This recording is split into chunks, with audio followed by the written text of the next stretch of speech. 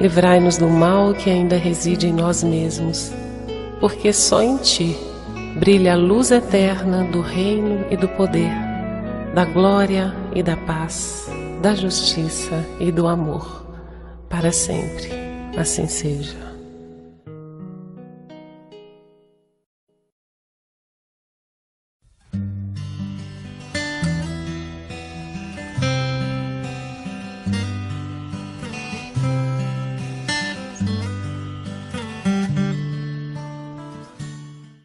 Uma boa noite a todos. É com grande alegria e satisfação que retorno a esta casa. Agradeço ao convite, agradeço a Danube, a toda a direção da casa, e é onde a gente tem a oportunidade de encontrar velhos amigos, professores até por assim dizer, quando eu iniciei no Espiritismo, o seu Nelo, sua Dona Luzia, e outros que já tinham, Leandro, conhecimentos muito maiores e puderam compartilhar de bom gosto comigo e com tantas outras pessoas, e tanto acabaram auxiliando na região em que convivo, Taiós, Salete, na divulgação do Espiritismo. Então é sempre muito importante quando nós buscamos o auxílio numa casa de oração, como colocou muito bem o nosso irmão através das sábias palavras, nós trazermos não somente o nosso corpo para receber o auxílio, mas estarmos inteiramente presentes, corpo e mente. Jesus coloca que aonde está o nosso tesouro, aí também estará o nosso coração. A espiritualidade maior nos adverte de que onde está o nosso pensamento, estará também um pouco de nós. Então, para que nós possamos receber aquilo que aqui viemos buscar, é muito importante estarmos inteiramente presentes, deixarmos as nossas preocupações, as nossas ocupações do mundo lá fora e nos ocupar um pouco de nós mesmos, alimentando assim o nosso espírito, primeiramente através da busca pelo conhecimento, para que à medida que estivermos um pouco mais fortalecidos na fé, com uma bela leitura que a senhora lê, que nos convida à fé verdadeira, porque nós ouvimos muito as pessoas colocarem: eu tenho fé, eu estou passando por uma doença, por uma dificuldade, mas eu tenho fé que Deus vai me ajudar, eu tenho fé que Deus vai me curar, eu tenho fé que eu vou muito bem financeiramente porque Deus vai me ajudar. Mas se eu levantar às 9 horas da manhã e assim que o sol esquenta eu procurar uma sombra para descansar, tomar um chimarrão, Deus vai me ajudar a ir bem financeiramente? Será bastante difícil. Se eu estou doente, estou passando por dificuldades, mas eu tenho fé que Deus vai me ajudar. Deus sempre envia o auxílio que cada um de nós necessita. Muitas vezes até abusamos da sua misericórdia, porque ainda não contamos com merecimento próprio. Mas para que nós tenhamos uma fé verdadeira, uma fé inabalável, como colocou o Evangelho, uma fé que pode encarar a razão face a face, qualquer tempo, em qualquer época, nós temos que demonstrar esta fé através das nossas atitudes, através da vivência no dia a dia. São Paulo, quando questionado sobre a fé, ele diz: mostre-me tua fé, que eu te mostrarei as minhas obras. Então não basta ter fé, ou não basta dizer ter fé, mas tem que demonstrar esta fé. Porque muitas vezes nós podemos ter uma fé cega, como aqueles homens bombas que utilizamos tantas vezes como comparação, que entregam seus corpos para ser destruído, para serem estraçalhados por uma causa. Eles não são guerreiros sem causa. Eles têm uma fé muito forte, mas eles vão encontrar o paraíso que eles acreditam do outro lado da vida? Não. E muito pior do que isso, quem trabalha nos trabalhos mediúnicos de desobsessão sabe muito bem que, destruindo seus corpos físicos, eles destroem também os corpos espirituais. O espírito é imortal, mas o corpo espiritual sofre as consequências daquele ato brutal que foi praticado contra si próprio. Muitas vezes, muitos desses espíritos se apresentam em trabalhos mediúnicos, procurando os dedos, as mãos, os pés, porque assim como eles destruíram o corpo físico, esse dano também refletiu sobre o corpo espiritual. Então não basta nós termos fé, ou não basta nós dizermos que temos fé, mas temos que procurar ter uma fé verdadeira. Temos que procurar termos sempre obras em favor desta fé para demonstrar que nós realmente confiamos em Deus. E sempre que buscamos a cura, que na maior parte das vezes procuramos as casas de orações, os centros espíritas mais exclusivamente, quando estamos passando por dificuldade, Jesus já nos disse, todos virão a mim pelo amor ou pela dor. Não que Jesus esteja só nos centros espíritas, Jesus deve estar no coração de cada um de nós, mas o Espiritismo nos vem trazer um entendimento bastante maior sobre todas as questões. E quando nós buscamos a cura de uma doença, nós podemos sim receber um grande auxílio nos centros espíritas, através da fluidoterapia, que é chamado de passe, através de todo o auxílio que os benfeitores espirituais estão dispostos a nos transmitir, porque nessas casas de orações nós temos médicos, psiquistas, enfermeiros, trabalhadores espirituais que podem auxiliar a cada um. Mas se nós estivermos dispostos, primeiramente, a conhecer a nós mesmos, como pergunta Allan Kardec ao Espírito Verdade, que meios tem o homem de resistir ao mal e de evoluir mais rapidamente?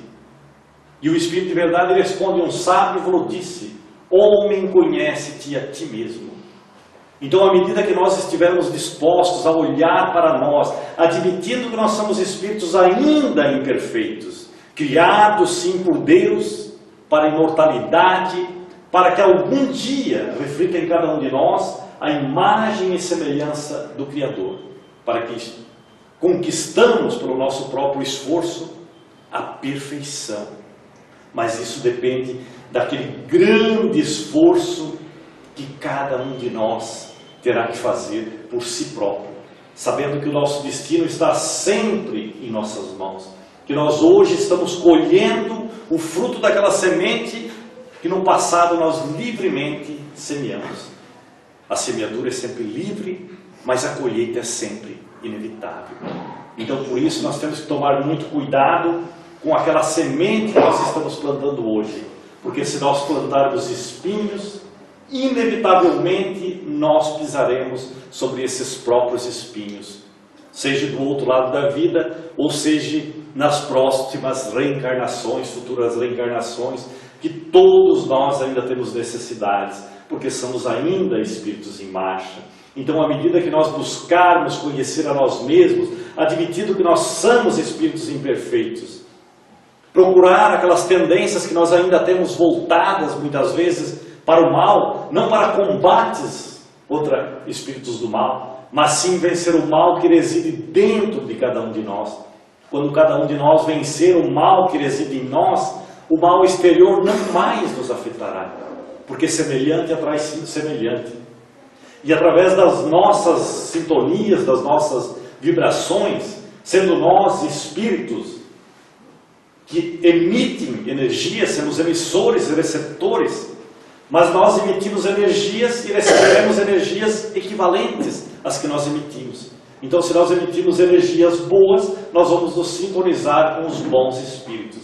Mas se nós emitirmos energias ruins, se nós procedermos mal, nós receberemos essas energias de volta para nós, e com essas energias malsãs, nós abriremos uma porta para os espíritos obsessores. E sabemos que muitas das doenças que nos atingem são consequências de sintonias com os espíritos imperfeitos, com os espíritos chamados obsessores, os que os nossos irmãos evangélicos chamam de demônios. Quando nós abrimos portas para os obsessores, esses espíritos que ainda se comprazem no mal, eles têm os seus corpos espirituais completamente danificados, suas energias completamente desequilibradas. E quando nós nos sintonizamos por muito tempo com estes espíritos, e eles passam a se impregnar conosco perispírito por perispírito, eles transmitem para nós as suas doenças.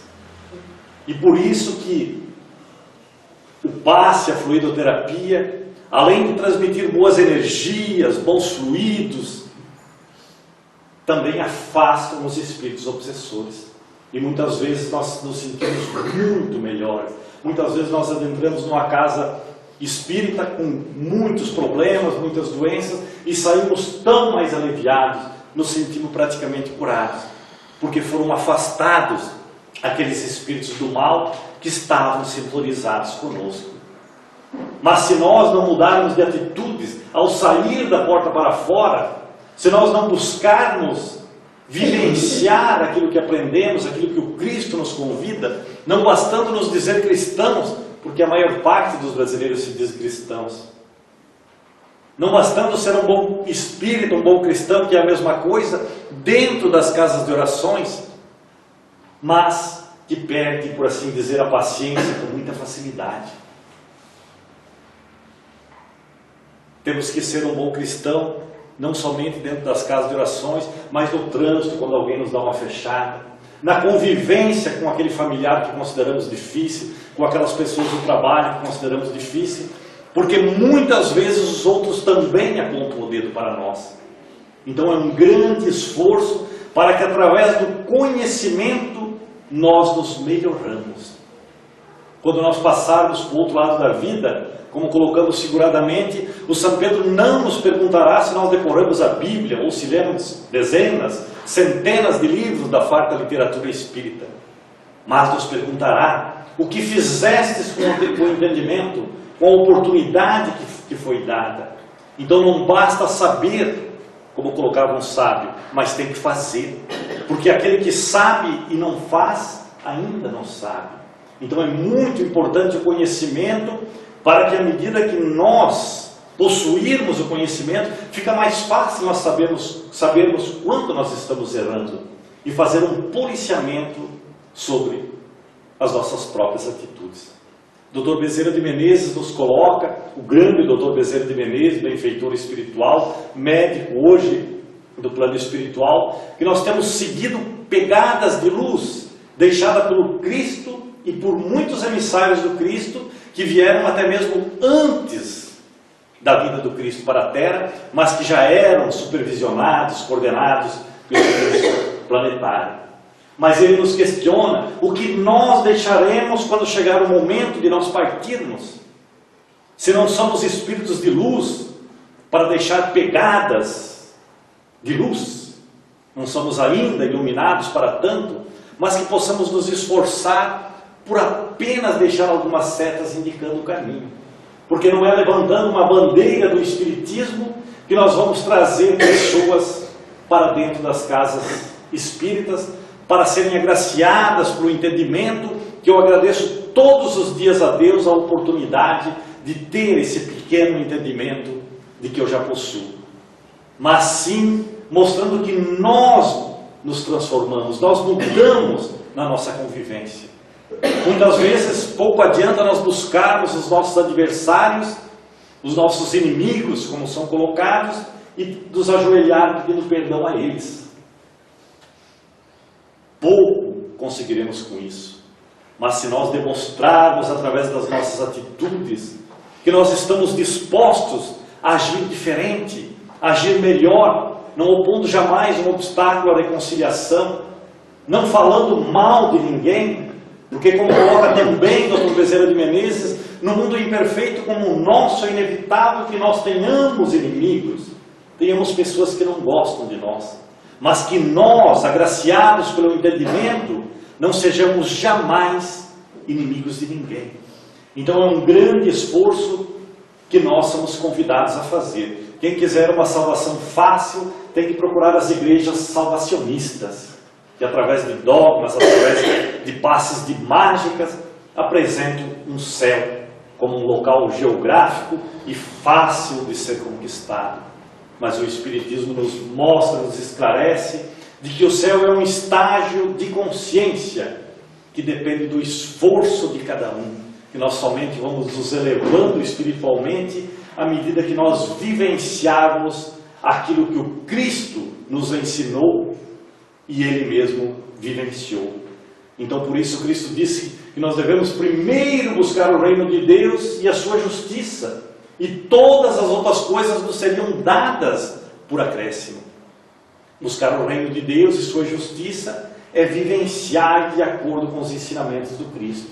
À medida que nós estivermos dispostos a fazer um policiamento sobre as nossas más tendências, nossas más paixões, e a buscar ser seguidor do Cristo, a buscar ser imitador do Cristo, tudo ficará muito melhor em nossas vidas. Porque o Evangelho do Cristo, ele é uma semente que é lançada aos nossos corações. Mas para que essa semente germine, cresça e produza bons frutos, ela tem que encontrar em nosso coração um terreno fértil, para que essa semente receba o devido alimento. Então, para isso, nós temos que fazer um grande esforço, uma grande transformação em cada um de nós. Assim como fez aquele importante personagem bíblico, Zaqueu. Zaqueu, maravilhado pelo que ele tinha ouvido falar de Jesus, ele procurou Jesus, segundo conta a história. E Zaqueu era um homem muito rico. Ele era publicano, cobrador de impostos, e naquela época os cobradores de impostos pagavam os impostos adiantados. Ele pagava os impostos adiantados da cidade de Jericó para o governo romano, para depois cobrar das pessoas. Então ele era muito rico para poder pagar esses altos impostos. Só que ele era muito infeliz, a sua família era muito infeliz, porque ele não tinha amigos. E nós não precisamos, como coloca uma música do Roberto Carlos, ter 1 milhão de amigos. Mas ninguém consegue ser feliz se não tiver pelo menos um amigo para dividir os momentos de alegria e até os momentos de tristeza, de dificuldade. Nós necessitamos de ter amigos. Então Zaqueu, sendo publicano, sendo judeu, cobrando impostos do povo judeu em favor do Império Romano, logicamente os judeus não gostavam dele. E os romanos não queriam amizade com ele porque se consideravam superiores. Então Zaqueu, mesmo com os cofres cheios de ouro, mesmo com muitas terras, ele era muito infeliz. Ouvindo falar de Jesus, ele foi, e Jesus, passando por aquele caminho, disse a Zaqueu, que segundo a história estava em cima de uma árvore: desça-te depressa, Zaqueu, porque eu vou me hospedar hoje em tua casa. Então Zaqueu ficou muito feliz, correu, preparou um banquete para Jesus e seus seguidores. E durante aqueles momentos, durante aquele jantar, Jesus foi falando das maravilhas do reino dos céus, do amor, da caridade, do perdão, de todas as felicidades que se conseguia através da humildade, através da compreensão. E Zaqueu, maravilhado com aquelas colocações de Jesus, sentiu tamanha paz em seu coração, uma paz que ele nunca havia sentido, e ele disse a Jesus: Senhor, eu venderei metade dos meus bens e distribuirei o dinheiro aos pobres. E para cada um que eu cobrei a mais, que eu prejudiquei, que eu desfalquei, eu restituirei 4 vezes a mais. Vejamos que nós ainda temos que fazer um grande esforço, sabendo que teremos que pagar todos os nossos débitos, tanto aqui na terra quanto os débitos espirituais, mas só falamos em pagar a quantia que devemos.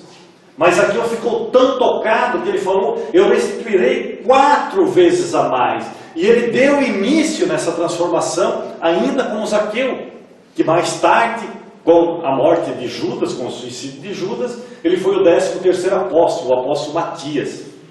Então Zaqueu desempenhou um grande trabalho e procurou restituir todas as pessoas que ele tinha prejudicado. Mas ele não conseguiu alcançar a todos naquela vida, porque até muitos já tinham desencarnado.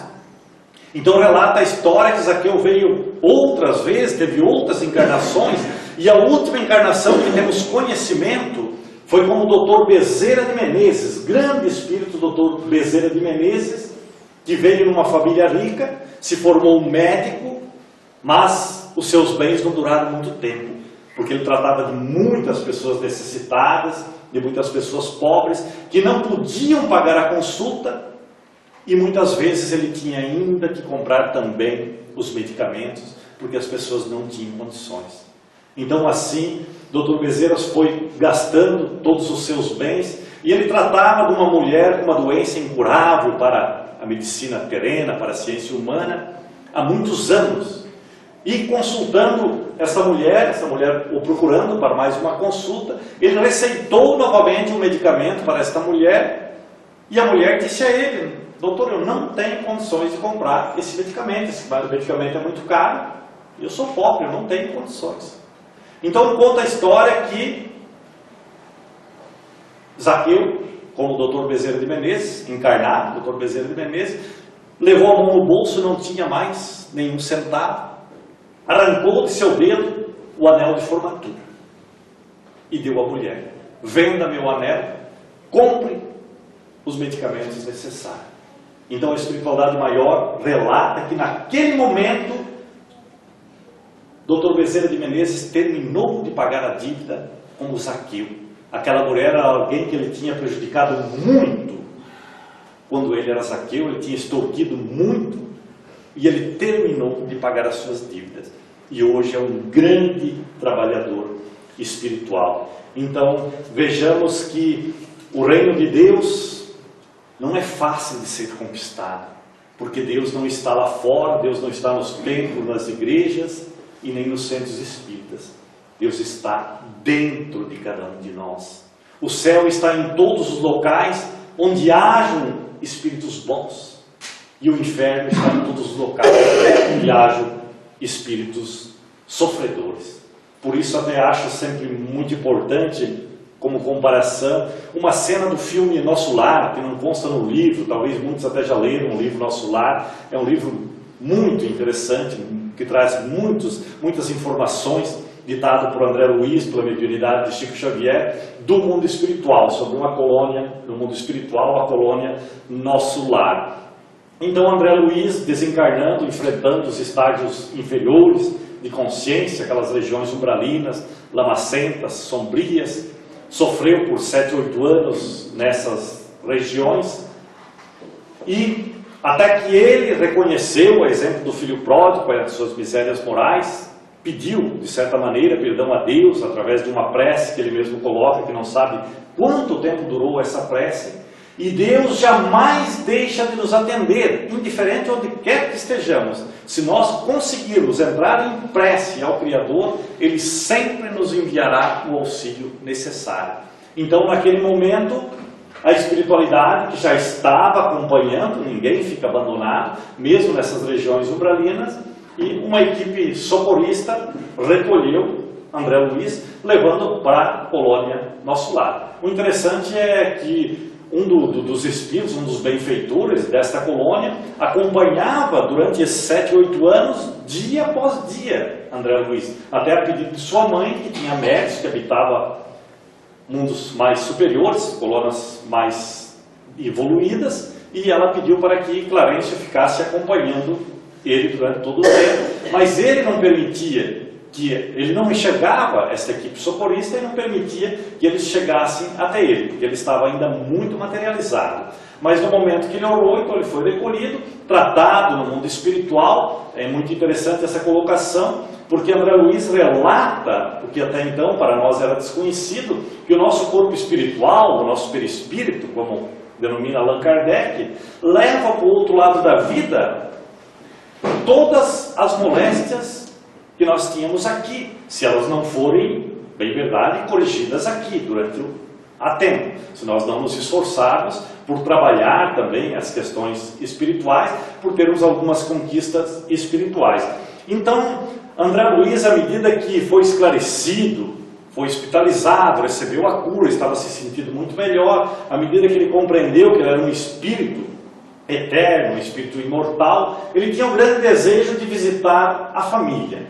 E à medida que ele começou a trabalhar no mundo espiritual, porque o trabalho não é só aqui, o trabalho continua do outro lado da vida, quem acha que vai morrer para descansar está muito enganado, de acordo com as aptidões, os conhecimentos de cada um. Só que vejamos, ele era médico, André Luiz era médico renomado aqui na Terra, e começou a trabalhar de faxineiro no mundo espiritual. Então, muitas vezes não basta somente os títulos terrenos, mas tem que ter conquistas espirituais. Mas ele foi se aprofundando e se dedicou, mostrou muita boa vontade, e quando ele já estava muito bem naquele local que para mim seria um paraíso, de que eu conquistar méritos para habitar uma colônia como o nosso lar, para mim seria um paraíso, aquilo que muitos chamam de céu. Ele conseguiu a permissão então de descer à terra e visitar a sua família. Quando ele chegou muito feliz na sua casa, ele encontrou a sua mulher com outro companheiro, e aquilo o deixou muito revoltado, com muito ódio até mesmo. E o interessante desta colocação, que eu acho muito importante, esta cena do filme, que ela mostra exatamente o que a espiritualidade superior nos esclarece, que céu e inferno são estágios de consciência. Então ele estava no céu, naquela colônia bonita, mas no momento que ele sentiu raiva, que ele sentiu ódio, ele voltou para as regiões lamacentas, para as regiões sombrias. Então vejamos como podemos mudar rapidamente a nossa sintonia. Se nós estamos bem, estamos em paz, mas entramos em discussão com alguém, baixamos as nossas vibrações, a nossa sintonia, nós nos sintonizamos sempre com espíritos inferiores. Então por isso devemos sempre fazer um grande policiamento sobre nós mesmos. Porque nós, no geral, as nossas ações são boas. Nós agimos, coloca a espiritualidade maior, como nós gostaríamos de ser, mas nós reagimos como nós verdadeiramente somos. E eu não sei quanto a vocês, espero que não, mas eu me envergonho das minhas reações.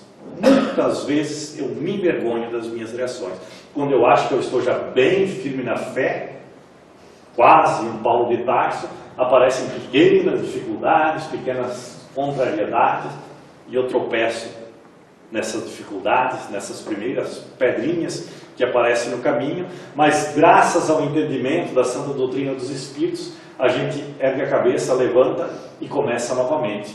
Mas nós devemos nos esforçar para dominar as nossas reações, para que as nossas reações também sejam boas, porque as nossas reações irão mostrar verdadeiramente quem nós somos. Então o assunto de hoje, sobre as leis divinas, leis naturais, como coloca no Livro dos Espíritos, da pergunta 619 a 628.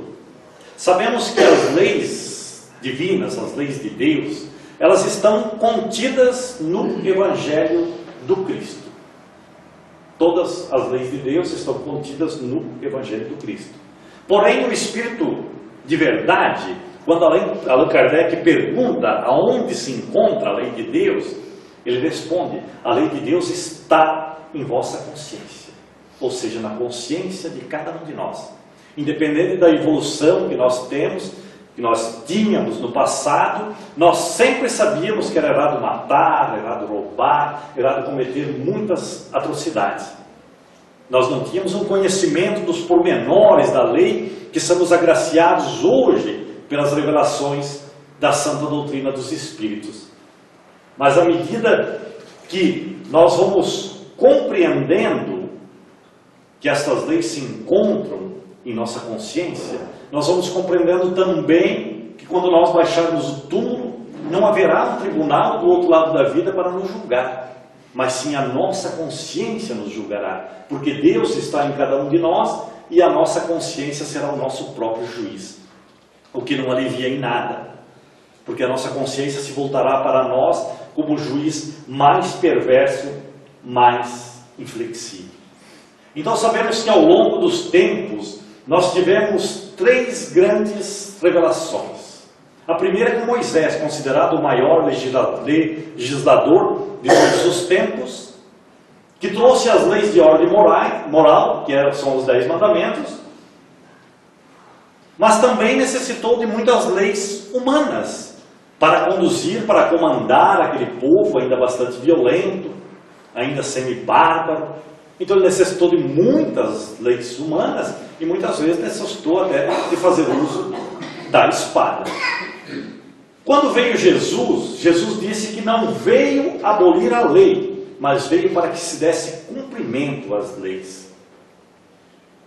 Então Jesus resume aqueles 10 mandamentos de ordem moral que Moisés havia recebido em 2. Amar a Deus sobre tudo e todas as coisas e ao próximo como a si mesmo. Quando nós aprendermos realmente a termos esta fé verdadeira e amarmos a Deus em todos os momentos de nossa vida, em todos os momentos, em todas as dificuldades, ter aquela confiança verdadeira, depositarmos toda a fé, toda a esperança em Deus, mas sempre fazendo a nossa parte, tudo dará mais certo em nossa vida. Então Jesus disse que não podia nos dizer tudo, que Ele tinha muito mais para nos dizer, mas que o povo da época em que vivia Jesus, que muitos de nós talvez estavam encarnados, ainda não podia compreender. Por isso, mais tarde, Ele enviaria o Consolador, que explicaria e restabeleceria todas as coisas. Então sabemos que esse Consolador já nos chegou há mais de 150 anos, através da Santa Doutrina dos Espíritos, a terceira revelação, e nós estamos sendo agraciados, porque muitos antes de nós baixaram o túmulo sem ter tido esta oportunidade desses entendimentos de que somos agraciados.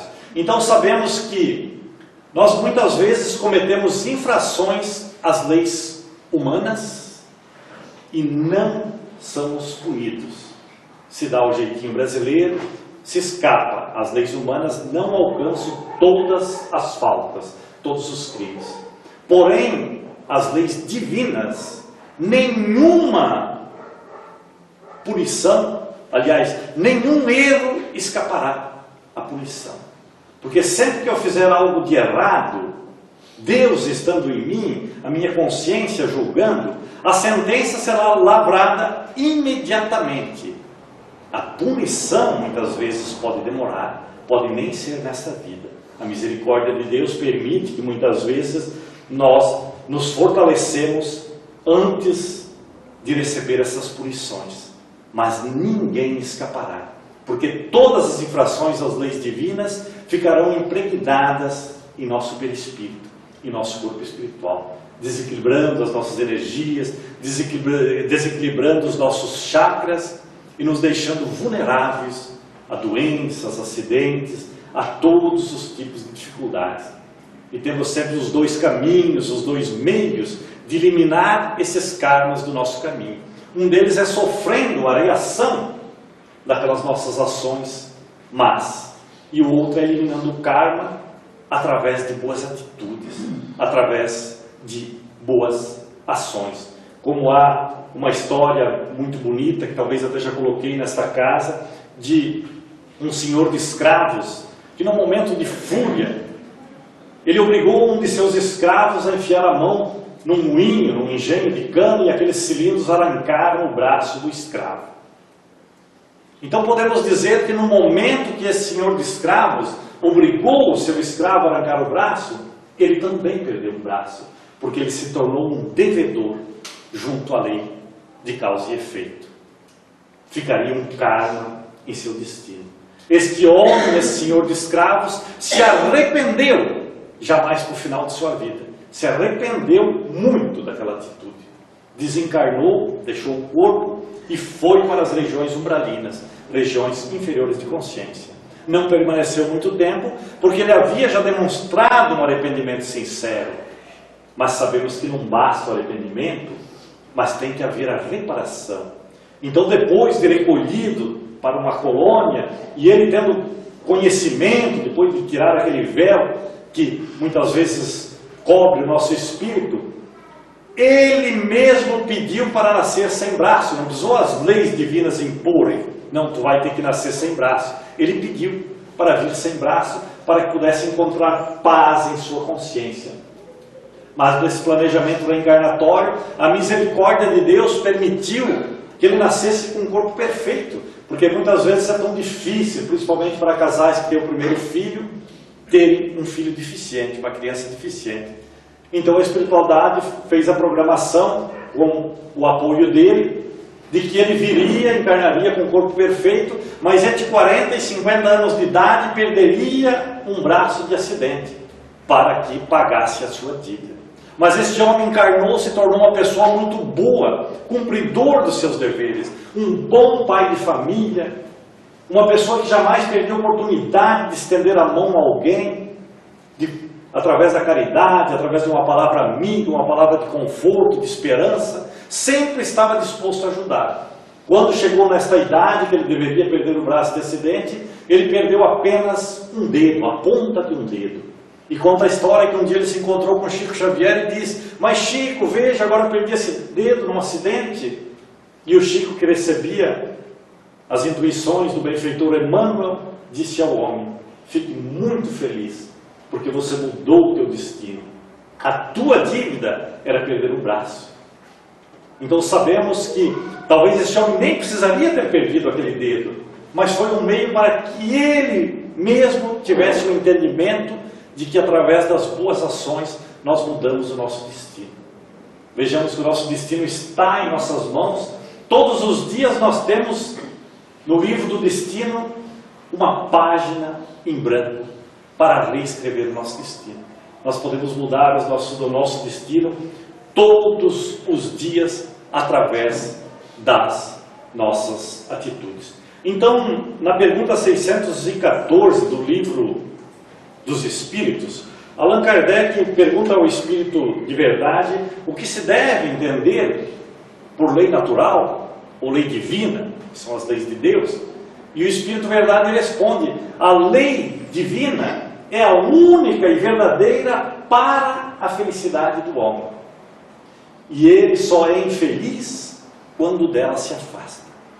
Então nós somente somos punidos quando nós erramos, quando nós nos desviamos das leis de Deus, gerando consequências para nós mesmos, para o nosso hoje e para o nosso futuro, porque tudo fica impregnado em nós. Não há uma só dívida que não tenha que ser paga. E muitas vezes, dependendo das ações que nós temos, que venham a prejudicar outras pessoas, essas pessoas ainda não estão dispostas a nos perdoarem e começam a nos obsediar. Obsessões que muitas vezes não terminam nessa vida, mas vão para o outro lado da vida em encarnações ainda futuras. E nesta questão temos uma história muito bonita de Chico Xavier, que Chico Xavier coloca quando era mais moço, aquelas regiões onde ele vivia, em Minas Gerais, ainda havia bastante mato naquelas regiões, e tinham muitas picadas, e o Chico todos os dias, de manhã bem cedo, caminhando numa dessas picadas com uma sacola na mão, e um de seus obsessores, um de seus inimigos de vida passada, todos os dias estava naquela picada e xingava muito o Chico, chamava o Chico de tudo quanto é nome, rogando todos os tipos de praga, querendo que o Chico realmente se desse mal em tudo, ameaçando o Chico também, ameaçando seus familiares, e assim foram passando meses. No começo o Chico tentou conversar com ele várias vezes, pedir perdão a ele, mas não adiantava. Ele continuava cada vez mais ferrenho em seus desejos de vingança. Até que um dia o Chico novamente, naquela picada de manhã cedo, com a sacola na mão, o obsessor pensou consigo mesmo: esse cara está aprontando todo dia por esse caminho, por essa picada, com a sacola na mão, eu vou seguir esse cidadão e vou ver o que ele está aprontando. Passados uns minutos, o Chico entrou num casebre velho, quase abandonado, e se dirigiu a um quarto onde havia um leito, uma senhora bem idosa, muito doente, acamada, e levou medicamentos para essa senhora, levou alguns alimentos, levou alguns agasalhos. E quando o obsessor entrou, que chegou na porta do quarto, ele estremeceu. Ele viu que a pessoa que estava deitada ali naquela cama era sua mãe. Então ele ficou muito comovido com aquela atitude. No dia seguinte, novamente, o Chico com a sacolinha por aquela picada, e aquele obsessor que antes estava ameaçando ele, chamando todos os nomes feios para ele, estava de joelhos, agradecendo a Deus. e agradecendo ao Chico por ser uma pessoa tão boa. Então vejamos que de um inimigo nós podemos sim fazer um amigo. Mas não é somente com o pedido de perdão, porque o Chico tentou pedir perdão. Mas não bastou o pedido de perdão. Mas à medida que ele percebeu que o Chico estava auxiliando a sua mãe, não há coração tão duro que não seja tocado. Então, é muito importante sempre nós compreendermos, quando nós buscamos o entendimento do Evangelho do Cristo, quando nós estamos dispostos a vivenciar, a fazer em cada um de nós aquela transformação, aquela reforma íntima que o Espiritismo nos convida. Quando nós queremos sim buscar cura para as nossas doenças do corpo, para as nossas perturbações da alma, nos lembrarmos das colocações de Jesus. Nos lembrarmos que Jesus curou muitas pessoas que procuraram a Ele para serem curadas. Devolveu a visão a muitos cegos, curou muitos paralíticos, devolvendo os movimentos, purificou muitos leprosos. E Jesus dizia, na maior parte das vezes, a tua fé te curou, mostrando humildade. Jesus não queria mostrar o poder. Então ele dizia, a tua fé te curou. Vá e não peques mais. Vejamos, vá e não peques mais. Jesus estava dizendo que os pecados daquelas pessoas é que tinham originado aquelas enfermidades. À medida que ele dizia, teus pecados estão perdoados, o cego voltava a enxergar. O paralítico era purificado. Aliás, o leproso era purificado. O paralítico voltava a andar. Então vejamos que muitas vezes as nossas doenças são consequências de erros cometidos e são oportunidades para nós nos tornarmos melhores, nós nos purificarmos através da dor. Mas Jesus dizia mais, vá e não peques mais.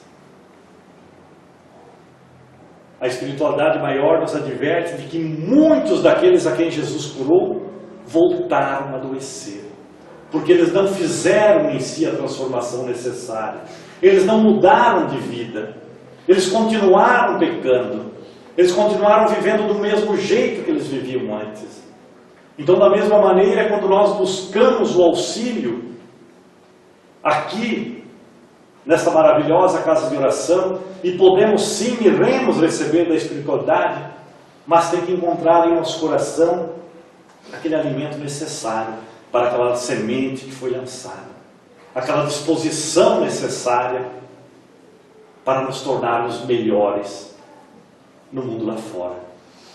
Então, até uma história muito bonita relatada pelo irmão X, que coloca que Jesus também curava as chagas de ordem moral. Maria Madalena, que residia em Magdala, coloca o irmão X que ela procurou Jesus, tinha ouvido falar de Jesus, ficado maravilhada pelo que eu tinha ouvido falar de Jesus. Então ela pegou uma barca durante a noite e foi de Magdala até Cafarnaum, onde Jesus estava na casa de Pedro. Chegando na casa de Pedro, Maria foi recebida com todo aquele amor, com todo aquele carinho que Jesus tinha para com todas as pessoas. E Maria Madalena disse, Senhor, eu não sou digna de que me recebas tão bem. Eu mereço ser apedrejada porque eu sou meretriz. De acordo com a lei de Moisés, eu mereço ser apedrejada. Mas Jesus lhe disse, Maria, vá e ame os teus filhos.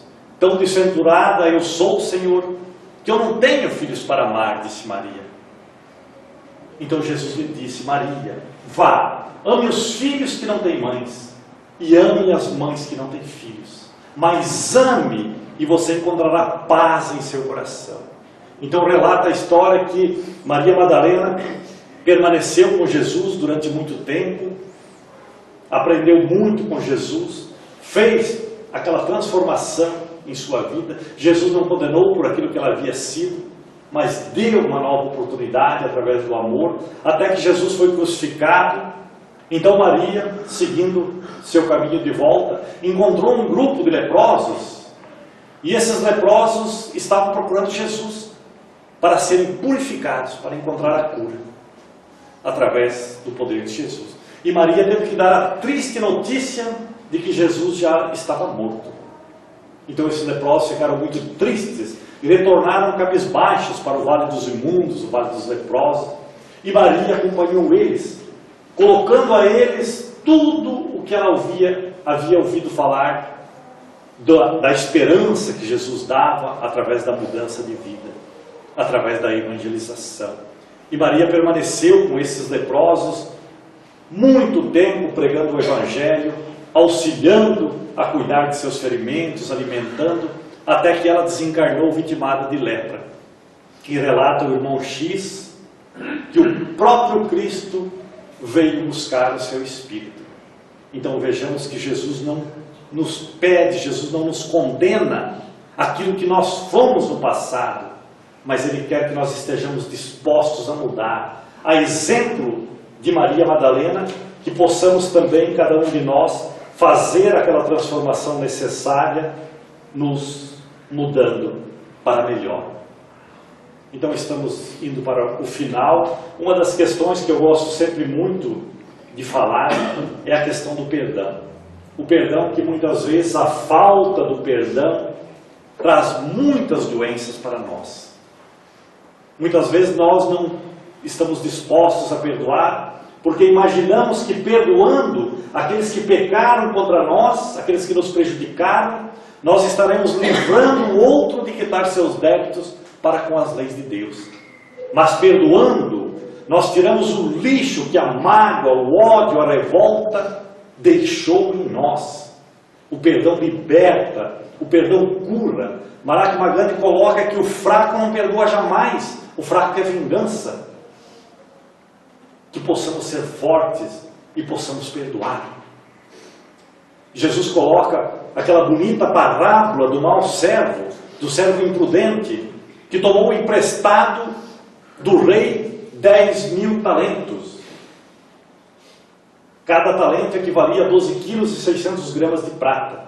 Então vejamos que esse servo imprudente tomou emprestado do rei 126 toneladas de prata. Uma dívida gigantesca. Cada quilo de prata vale mais de 3 mil reais. 126 toneladas dá quase 4 bilhões de reais, que o mau servo tomou emprestado do rei. E o mau servo deu como garantia à sua família. Se ele não pagasse a dívida no prazo combinado, a sua família seria escravizada e ele seria lançado à prisão. Mas esse servo imprudente esqueceu-se dessa dívida, esqueceu-se do prazo de pagar essa dívida.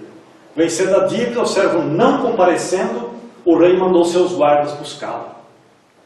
Chegando à sua presença, o rei exigindo o que era seu, e o servo imprudente, não tendo como pagar, caiu de joelhos e implorou ao rei que lhe desse um prazo maior para que ele pudesse pagar essa dívida. O rei, tocado de compaixão, disse a este servo: eu perdoo a tua dívida. Imaginamos a felicidade, a alegria desse servo. E o servo saiu, porta fora, no caminho que dava para sua casa. Esse mau servo, esse servo imprudente, encontrou um companheiro seu que lhe devia 100 denários. Cada denário equivalia a 4 gramas de prata. Então 400 gramas de prata, uma quantia bem pequena comparado com 126 toneladas. 400 gramas de prata hoje vale um pouco mais de 1.000 reais. Vejamos que o mau servo recebeu o perdão de 126 toneladas. E seu companheiro lhe devia 400 gramas de prata. E da mesma maneira, o companheiro, não tendo como pagar, caiu de joelhos e implorou que o mau servo lhe desse um prazo maior, que ele pagaria com juros tudo o que ele devia. Mas o mau servo, o servo imprudente, não quis nem saber. Agarrou seu companheiro pelo pescoço, sufocando ele, e esbufeteou e o entregou às autoridades, para que, se necessário, fosse vendido a alguém de sua família como escravos, para que ele recebesse os seus 100 denários. Então a espiritualidade maior nos coloca que todos nós que nos encontramos aqui na Terra somos os servos devedores. Nós devemos para com as leis divinas dívidas gigantescas, Nós somos os que devem, cada um de nós, as 126 toneladas de pratas para as leis divinas. Se nós não fôssemos devedores, nós estávamos nos mundos mais evoluídos. E nós nos recusamos muitas vezes perdoar um companheiro nosso que nos ofendeu com uma palavra infeliz, com algumas atitudes que já se passaram muitos tempos, e nós ainda não estamos dispostos a perdoar.